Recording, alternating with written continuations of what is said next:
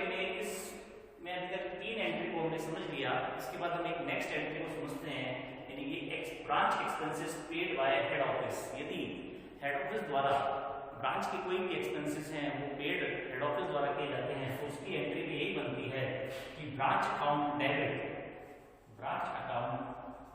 To cash या bank account.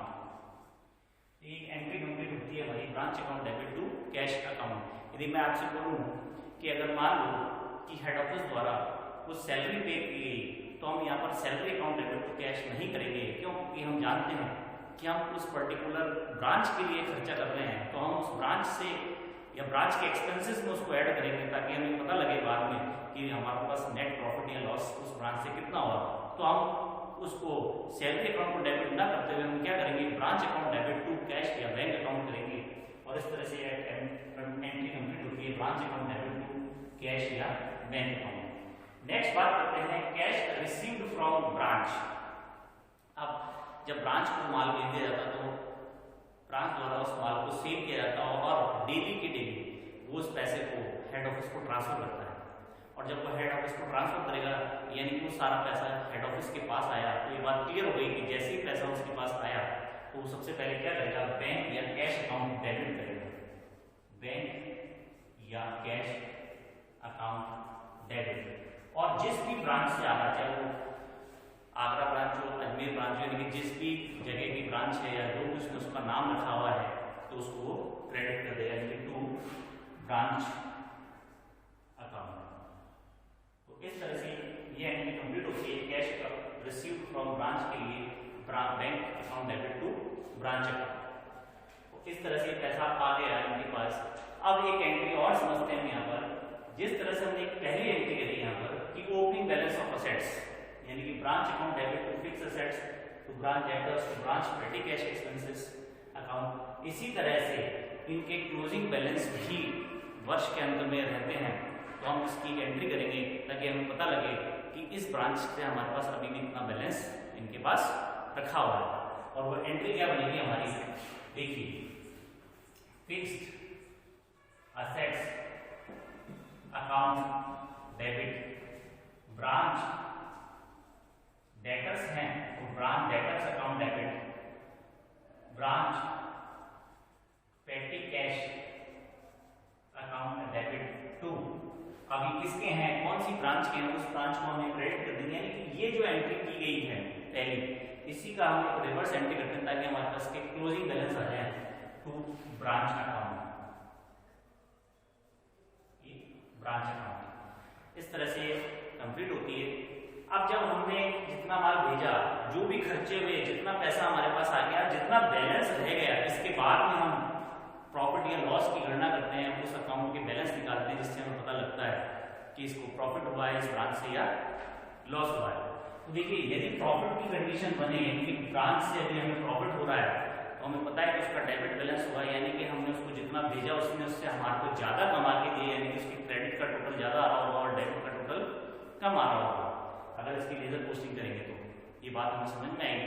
तो जब हम ये बात देखेंगे, इसका बैलेंस निकालेंगे, तब हमें पता लगेगा कि प्रॉफिट हुआ या लॉस। और यदि डेबिट बैलेंस आता है तो हमें पता लगता है कि प्रॉफिट है। तब हम एंट्री करेंगे यहाँ पर branch account debit to P&L account, यानी कि हम इसको कहाँ पर सीधे P&L हेड ऑफिस के P&L अकाउंट में ट्रांसफर कर देंगे इस प्रॉफिट को, यानी कि branch account debit to P&L account. और यदि लॉस होता है, यानी कि क्रेडिट का टोटल कम आता है और डेबिट का टोटल ज्यादा आता है, तब हम इसकी इक्विटी एंट्री करते हैं और एक एंट्री हमारी बनती है P&L account debit to branch account. ये इस तरह से एंट्री कंप्लीट होती है।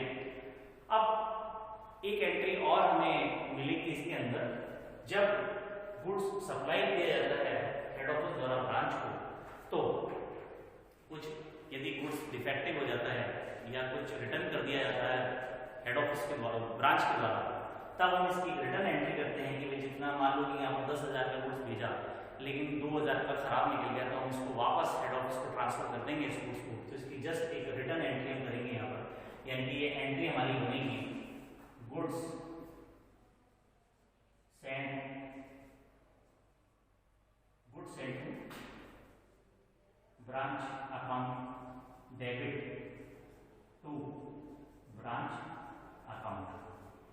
ये एंट्री कंप्लीट होती है।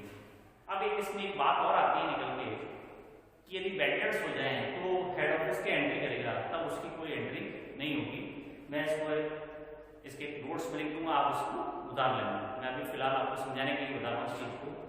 यदि बैड डेट्स हो जाते हैं तो इसकी एंट्री हेड ऑफिस नहीं करेगा। क्यों? क्योंकि इसका लेन देन किससे है? ब्रांच से। तो ब्रांच इसका ध्यान रखेगा और वो अपने मेमोरेंडम में इसको शो करेगा, यानी कि उसको इस चीज से कोई मतलब नहीं है। तो ये बात यहाँ पर हमारी क्लियर होती है। और जब इसके बाद में जो भी इसका जो ब्रांच से रिलेटेड जो भी भेजा गया है इनको गुड्स, इसको लास्ट में अगर गुड्स सेंड टू ब्रांच का यदि बैलेंस निकलता है, देखिए यहाँ पर मान लीजिए 10,000 का गुड्स हमने ट्रांसफर किया है और सेल होने के बाद में अगर कोई बैलेंस यहाँ निकल जाता है इस फिक्स एसेट, जब हम एसेट्स की बात करेंगे तो यहाँ पर एक एंट्री और हम कर सकते हैं स्टॉक के नाम से। अगर स्टॉक भी यदि रह जाता है बैलेंस में तो हम इसको कहाँ पर ट्रांसफर करेंगे? ट्रेडिंग अकाउंट में ट्रांसफर करेंगे। तो एक बार इसको रिवाइज करता हूँ एक बार सुन लें। ओपी बैलेंस है फिक्स एसेट्स का, डेटर्स का, पेटी कैश का या स्टॉक का हो तो हम ओपनिंग एंड बैलेंस की एंट्री करेंगे ब्रांच अकाउंट डेबिट टू सारी एसेट्स को क्रेडिट करते हुए। इसके बाद यदि गुड सप्लाई होता है ब्रांच को तो branch account debit to good send to branch, ये एंट्री बनती है। नेक्स्ट यदि कैश सेंड टू ब्रांच, यानी ब्रांच को दिया है कैश दिया जाए तो ब्रांच टू कैश की एंट्री बनती है।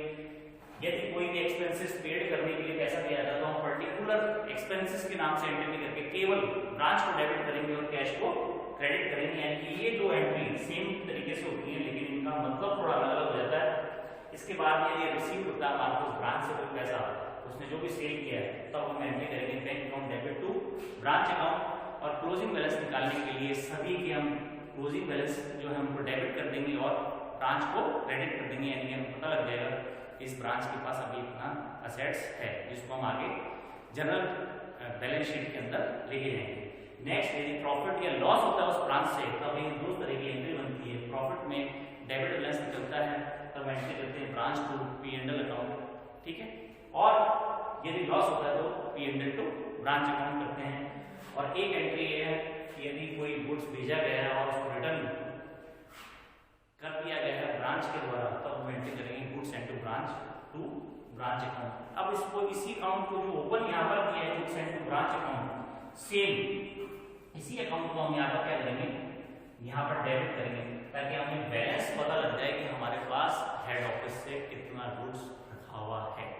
यानी कि इसको माइनस कर देंगे। यानी 2,000 का सपोज करें यहाँ माइनस कर दिया और 10,000 का गुड्स आया था, तब हम इसको बैलेंस निकालेंगे तो हमें स्वतः ही पता लग जाएगा कि 8,000 रुपये का गुड्स हमारे पास हेड ऑफिस से आया है। कोई एंट्री नहीं होगी बैड डेट से रिलेटेड, वो मैं आपको बता दूंगा। तो इस तरह से कुछ कंप्लीट होता है। इनकी लेजर पोस्टिंग करके एक ब्रांच अकाउंट बनाया जाता है और इस मेथड में यही कार्य किया जाता है कि ब्रांच डेटर्स मेथड, और एक ब्रांच का प्रॉफिट या लॉस को निकाल लिया जाता है। इसके बाद हम बात करेंगे इसके क्वेश्चन की, उसके बाद हम एक स्टॉक एंड डेटर्स मेथड की बात करेंगे, कितने तरह के अकाउंट बनते हैं नेक्स्ट क्लास में। धन्यवाद।